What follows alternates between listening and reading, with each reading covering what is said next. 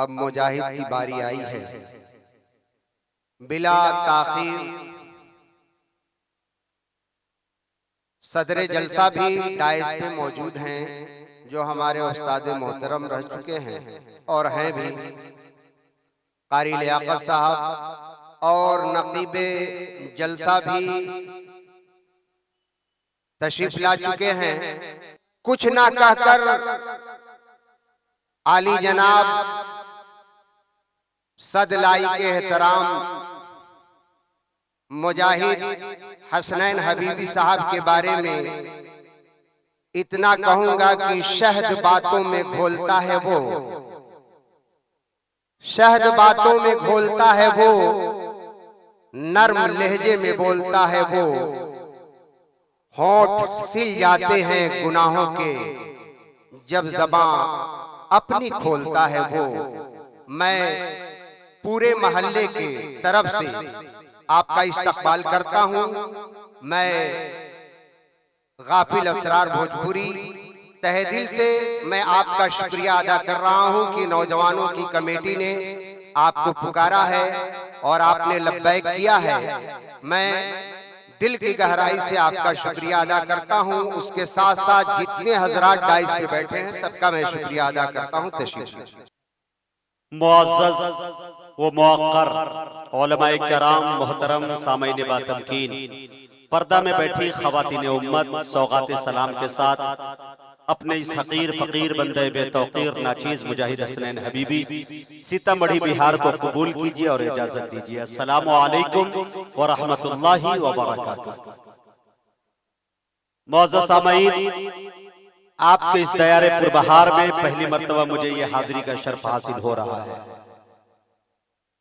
यहाँ से 20, 25, 50 किलोमीटर के फासले पे कई जगह आने का मुझे मौका मिला, लेकिन नए भोजपुर और ये अतराफ में तारुफ सबसे पहले आपके अखलाक और खुलूस का किसी ने मतलब कि इस अंदाज में कसीदे गाते रहे कि मैं आपका मुरीद हो गया।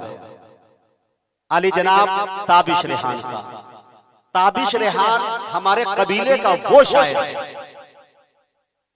मैं ये समझता हूं कि कई हजार शोरा की फहरिस्त मेरी निगाहों के सामने है।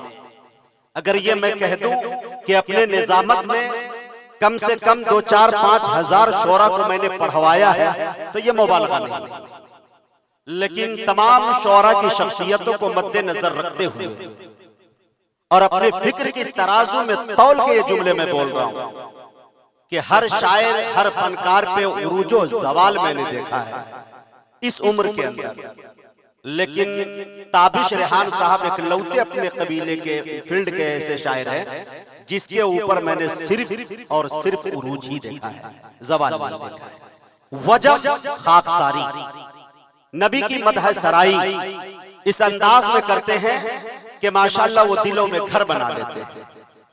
जब वो कहते किसी इलाके के बारे में, किसी कमेटी के बारे में, तो फिर कोई गुंजाइश नहीं बचती उसके बारे में सोचने का।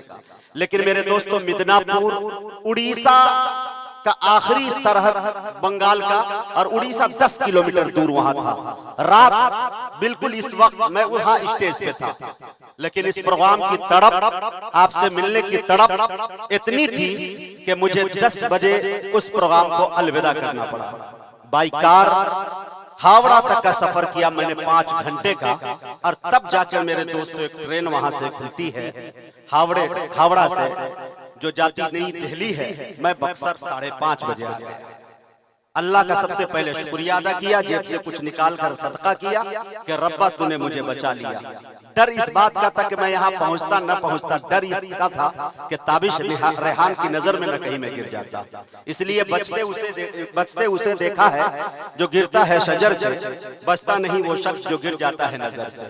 तो ये मामला इनके साथ था। मेरे दोस्तों, मिलकर बहुत खुशी हुई। ये पिंडाल, ये खूबसूरत सामाईन, अच्छे लोग। थोड़ी देर के लिए मुझे ये एहसास हुआ कि हम बक्सर नया भोजपुर में नहीं है, बल्कि हम सिलचर आसाम के एरिया में। वहां अभी कुछ दिन पहले अब्दुल्ला सालिम मेरा जाना हुआ, बड़े बड़े IAS IPS अफसर और मैंने देखा कि माशाल्लाह फौजी के जो चीफ हुआ करते हैं ये लोग वहां माशाल्लाह मौजूद थे। लेकिन पता ये चला कि 25-25 साल 10 साल 20 साल हो गए उसे रिटायर हुए और उनको जो भी पेंशन मिलता है तो कहा ये फला हाजी साहब है जो माशाल्लाह फौज में हुआ करते थे, इन दिनों सिर्फ 10,000 रुपया रखते हैं, बाकी पेंशन का पैसा सारा मस्जिद में देते हैं, उलमाए कराम के सुपुर्द करते हैं, उनके बच्चियों की शादी करते हैं और माशाल्लाह ये तमाम चीजें देखने वो जज्बा बेनी यहाँ देखने को मिला। अल्लाह ताला सलामत रखे।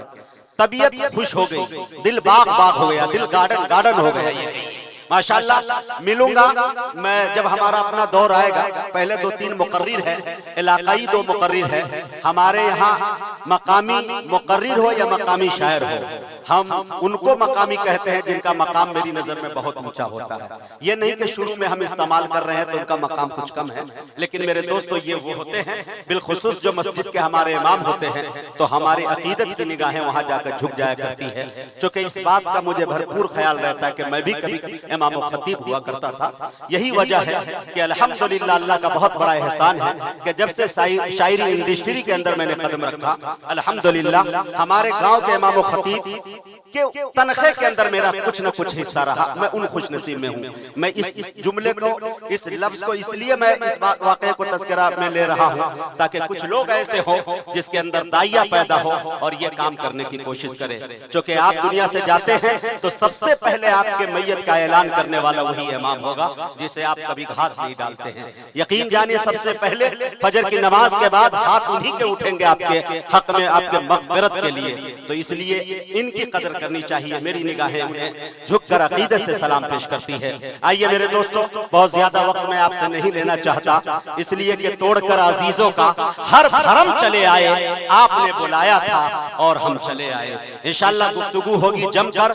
मुझे तो याद आता है कि रास्ते भर रो रो के पूछा मुझसे पाँव के छालों ने, बस्ती कितनी दूर बसा ली दिल में बसने वालों ने। तो आप मेरे दिल में थे, मैं आपके दिल में था। आते आते बहुत देर हो गई, लेकिन बाद में दिल से एक आवाज आई कि बुलंदी पे आदमी देर में पहुंचता है। शायद मुझे यहाँ पहुंचने का यही मकाम था, मेरा यही वक्त था जो मैं यहाँ तक आया।